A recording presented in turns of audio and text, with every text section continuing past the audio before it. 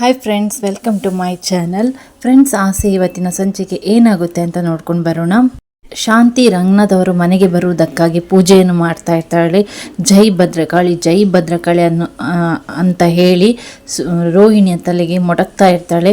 ರೋಹಿಣಿಗೆ ತುಂಬ ನೋವಾಗುತ್ತೆ. ಅದೇ ರೀತಿಯಾಗಿ ರೋಹಿಣಿಯ ಕೈಯ ಮೇಲೆ ಕರ್ಪೂರ ಹಚ್ಚಿ ಕೂಡ ಅವಳಿಗೆ ತುಂಬ ಮಾನಸಿಕವಾಗಿ ತೊಂದರೆಯನ್ನು ಮಾಡಿರ್ತಾಳೆ. ಇದರಿಂದಾಗಿ ರೋಹಿಣಿ ತುಂಬ ನೊಂದು ಹೋಗಿರ್ತಾಳೆ.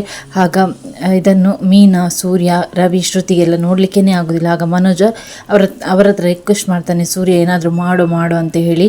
ಆಗ ಸೂರ್ಯ ತಂದೆಯ ಫೋನ್ ಬಂದಾಗೆ ನಾಟಕ ಆಡ್ತಾನೆ. ಆಗ ಶಾಂತಿ ಆ ಪೂಜೆಯನ್ನು ನಿಲ್ಲಿಸಿ, ನೋಡಿದ್ರ ನನ್ನ ಪೂಜೆಯಿಂದಾಗಿ ನನ್ನ ಗಂಡ ಬರ್ತಾ ಇದ್ದಾರೆ ಮನೆಗೆ ಅಂತ ಹೇಳಿ ಖುಷಿ ಪಡ್ತಾಳೆ. ಹಾಗಾಗಿ ಪೂಜೆಯನ್ನು ಅಲ್ಲಿಗೆ ನಿಲ್ಲಿಸ್ತಾಳೆ. ಆಗ ರೋಹಿಣಿಗೂ ಕೂಡ ಅವಳ ಒಂದು ಉಪದ್ರ ತಪ್ಪುತ್ತೆ. ಹಾಗೆ ರೋಹಿಣಿ ಮನೋಜ್ ಹತ್ರ ಬಂದು ಕೇಳ್ತಾಳೆ, ರೀ ಅತ್ತೆ ನನ್ನನ್ನು ಎಷ್ಟು ಹೊಡಿತಾ ಇದ್ರು, ನಿಮಗೆ ಏನೂ ಅನಿಸ್ತಾ ಇಲ್ವೋ ಅಂತ ಹೇಳಿ. ಆಗ ಮನೋಜ್ ಹೇಳ್ತಾನೆ, ಲೊಟ್ಟೆ ಸೂರ್ಯನ ಹತ್ರ ನಾನೇ ಹೇಳಿ ಅಪ್ಪ ಬರ್ತಾ ಇದ್ದಾರೆ, ಫೋನ್ ಮಾಡಿಸು ಅಂತ ಹೇಳಿದ್ದು. ಅದಕ್ಕೆ ರೋಹಿಣಿ ಕೇಳ್ತಾಳೆ, ಮಾವ ನಿಜವಾಗ್ಲೂ ಮನೆಗೆ ಬರ್ತಾ ಇಲ್ವಾ ಅಂತ ಹೇಳಿ.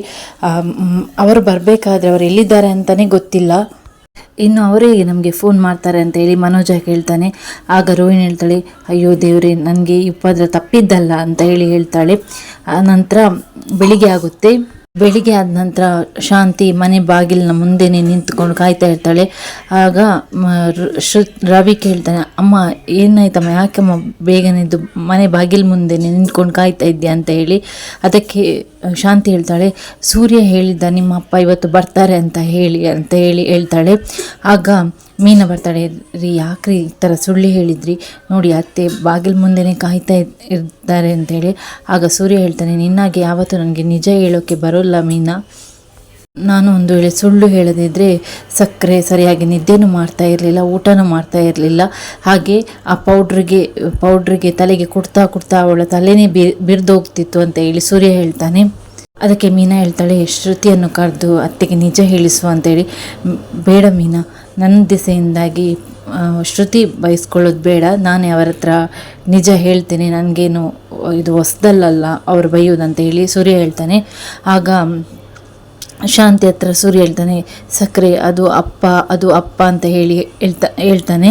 ಸೂರ್ಯ ನಿಜ ಹೇಳಲಿಕ್ಕೇ ಹೋಗ್ತಾನೆ. ಅಷ್ಟರಲ್ಲಿ ರಂಗನಾಥ್ ಅವರು ಬರ್ತಾರೆ ಮನೆಗೆ, ಸೂರ್ಯ ಅಂತ ಕರ್ಕೊಂಡು. ಆಗ ಖುಷಿಯಾಗುತ್ತೆ ಎಲ್ಲರಿಗೆ ರಂಗನಾಥ್ ಅವರನ್ನು ನೋಡಿ.